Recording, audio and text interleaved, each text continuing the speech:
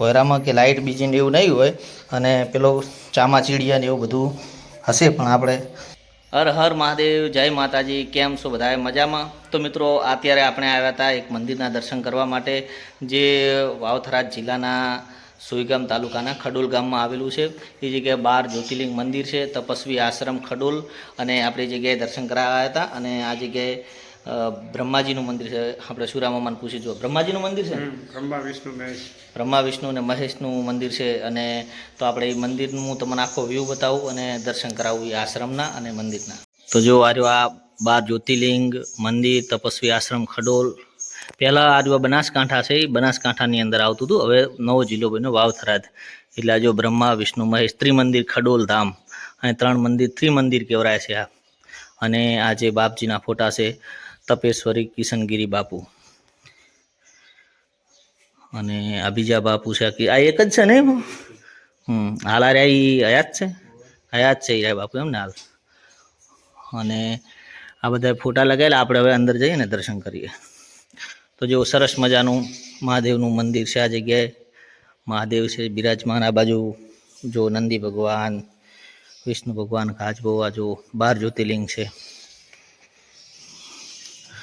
12 જ્યોતિર્લિંગ એટલે કે નાના શિવલિંગને સ્થાપિત કરવામાં આવેલા છે. આ જગ્યાએ 1 2 3 4 5 6 7 8 9 10 11 ને આ સૌથી મોટું વિશાળ 12. જો આખા શિવ પરિવાર પણ અહીં હાલ શિવ પરિવારનું મંદિર છે આખું આ. અને હવે આપણે આ બાજુ જઈએ. એ બાજુ મંદિર છે, અને ભોયરા જેવું છે ને અહીંયા? કેટલું ઊંડું હશે?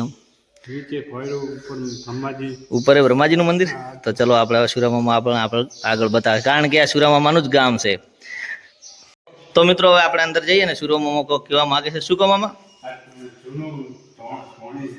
આ ધૂણી જૂની છે. કેટલા વર્ષો જૂની હશે? આમ ખાસા વર્ષો પહેલાંની જૂની ધૂણી છે. અને આ જુઓ સરસ મજાને ગોગા મહારાજની અહીં મૂર્તિ છે. 5 નાગદેવ છે અંદર. અને આ બાજુ જો દીવો ચાલુ છે. આ શાનું મંદિર છે?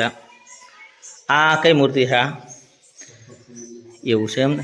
તો આ બાજુ મિત્રો આપણે જોઈ શકીએ મૂર્તિ. આ દશા માતાની મૂર્તિ હોય છે, મોમાઈ માતાની મૂર્તિ એવી છે. અને આ માતાજી મૂર્તિ છે. આ કયા માતાજી છે એ મિત્રો આપણને એટલું બધું.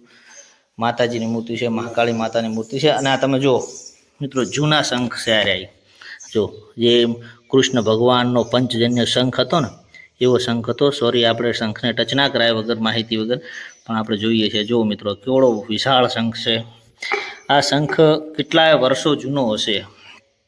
જો આ શંખ પણ એવડો, અને વજન લગભગ આ શંખનો 2-2.5 કિલો છે. મેં અત્યારે ઉપાડ્યો ને. જો કેવો વિશાળ શંખ છે. આવા શંખ મેં મારી લાઈફમાં પહેલી વખત જોયો છે. આ શંખ તો કદાચ આપણે જોઈ લો હોય, પણ આ અલગ શંખ છે આખા. હવે આપણે આગળ જઈએ. જો આ બધા સપ્ત ઋષિઓ છે. આ રે તો જો આ જલારામ બાપા અને વીરભાઈ છે, અને આ સપ્ત ઋષિઓ છે. અને આ બાજુ હનુમાન દાદા છે. જય હનુમાન દાદા. અને આ શાનું મંદિર છે? આ વિષ્ણુ ભગવાન અને લક્ષ્મી માતાનું મંદિર છે. બ્રહ્માજીનું મંદિર છે. હવે આપણે ઉપર ચડશું.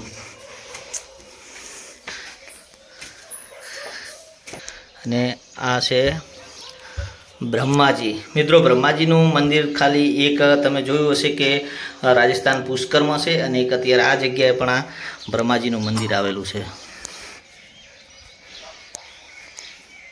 તો આપણને મિત્રો હવે સુરામામાં લઈ જાય છે ભોયરાની અંદર. ભોયરામાં કે લાઇટ બીજી ને એવું નહીં હોય, અને પેલો ચામાચીડિયા ને એવું બધું હશે, પણ આપણે ફ્લેક્સ કર્યો ફોનનો અને જઈએ અંદર.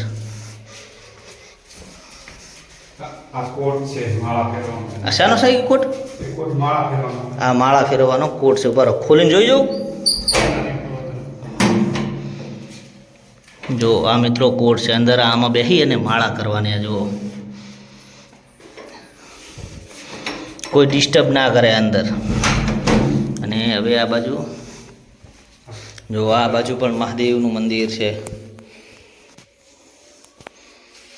અને લાઇટો તો છે મિત્રો, હાલ અમુક ફેર લાઇટો હોય હોતી નહીં એવું કહેતા હતા સુરામાં, પણ અત્યારે આ ઉપર જવાનો રસ્તો છે. આ જગ્યાએ પણ જો આ કોટ છે, આ બધી માળા કરવા માટેનું હશે જગ્યા.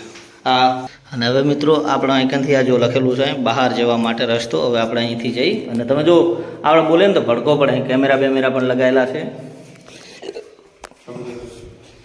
અને હવે અહીંથી બહાર નીકળી જવરાશે. બહુ સરસ મજાનું મંદિર છે, આવો કોઈક દિવસ દર્શન કરવા.